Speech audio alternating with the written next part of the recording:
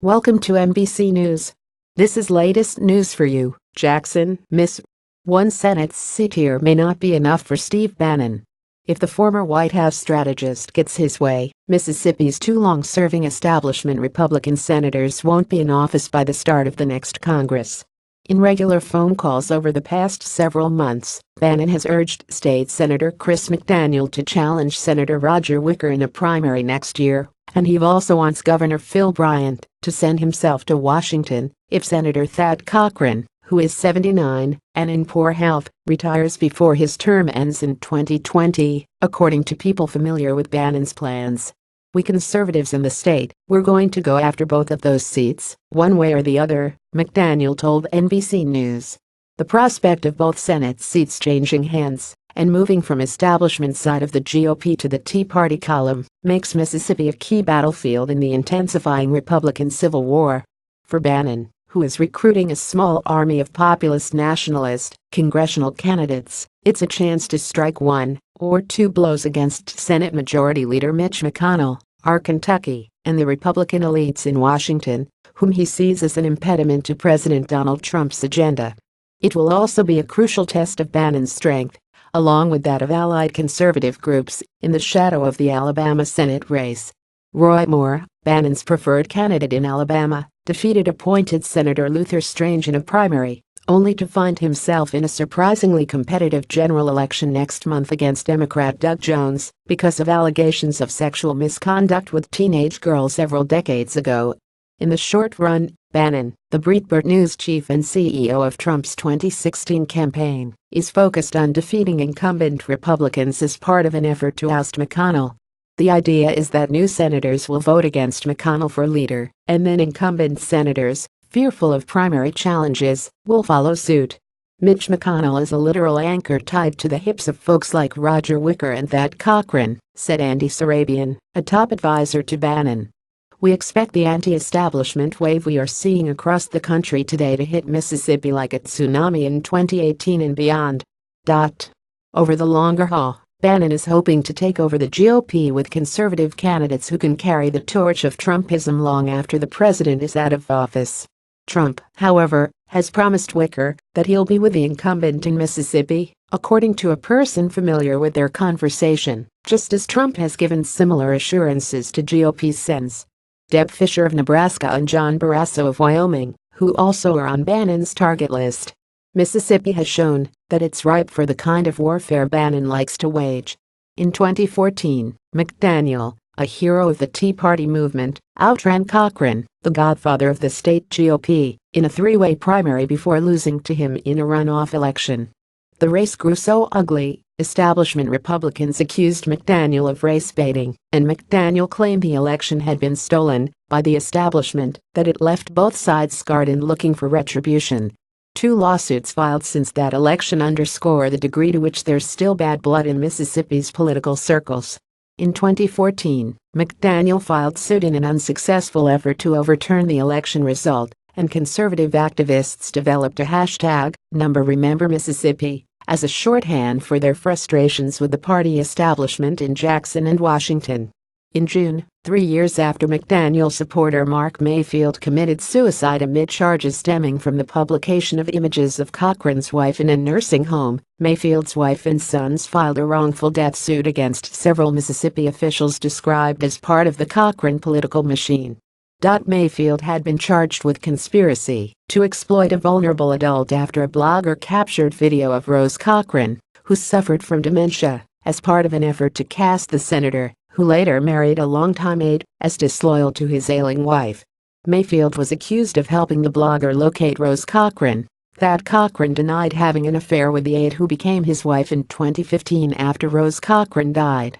McDaniel said he's made a decision about whether to run against Wicker, but probably won't announce it until after the Alabama race on December 12. The core of McDaniel's argument would be that Wicker, who has represented Mississippi in Congress since 1995, is one of the institutional insiders who aligns with McConnell and a Washington swamp culture that maintains the status quo.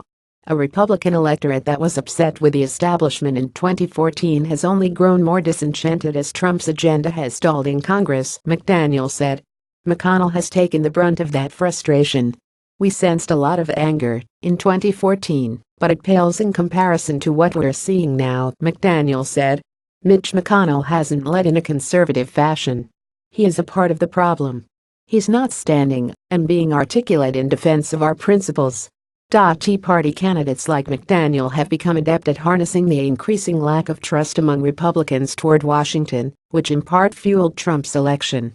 To the extent that trust is eroding, it creates this notion that people want the outsider, said Julie Wronski, a political science professor at the University of, who ran the Senate Republican Campaign Committee in the 2016 election cycle, has a lot of friends in national politics.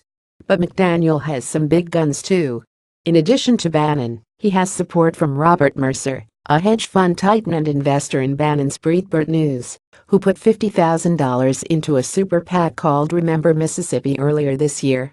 And while Wicker has almost always supported Trump's agenda, deviating only to vote for sanctions on Iran, North Korea and Russia that the White House opposed, according to 538.com, McDaniel's allies point out that his 6-year voting score from the Conservative Review is just 30%.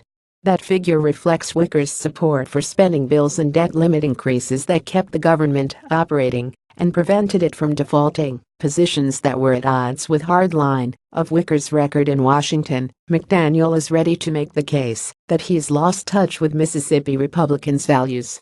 In 2015, after a race-fueled mass shooting in a Charleston, South Carolina, church, Wicker said the Mississippi state flag should be put in a museum because it features a Confederate emblem in its upper left-hand corner that is offensive to the state's African American. Toward the flag have been slowly changing over the years, with support for it dipping below 50% for the first time in an October poll that had 49% of Mississippians in favor of keeping it and 41% supporting a change.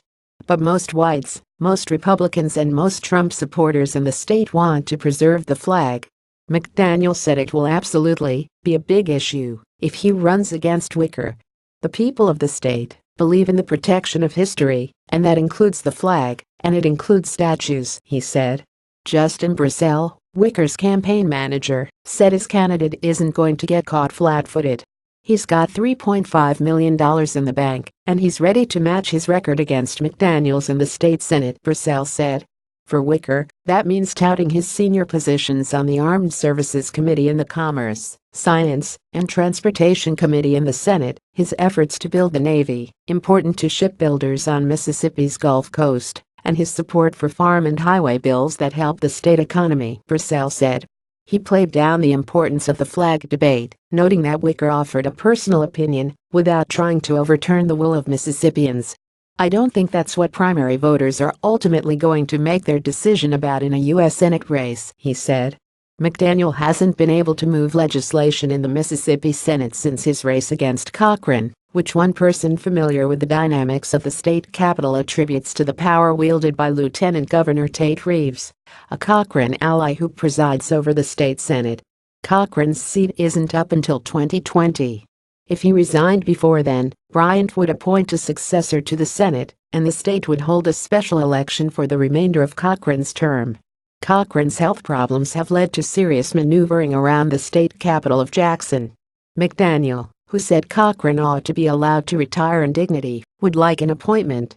His supporters have pushed Bryant to pick him, but Bannon wants Bryant himself to take the seat. The governor, however, doesn't want to name either McDaniel or himself, according to a person close to him. His short list would likely include Reeves, the lieutenant governor, a political rival whose appeal is in his ability to defend the seat in a special election, and Representative Greg Harper, who is well-liked but untested at the statewide level. Either would surely face a challenge from the Tea Party ranks.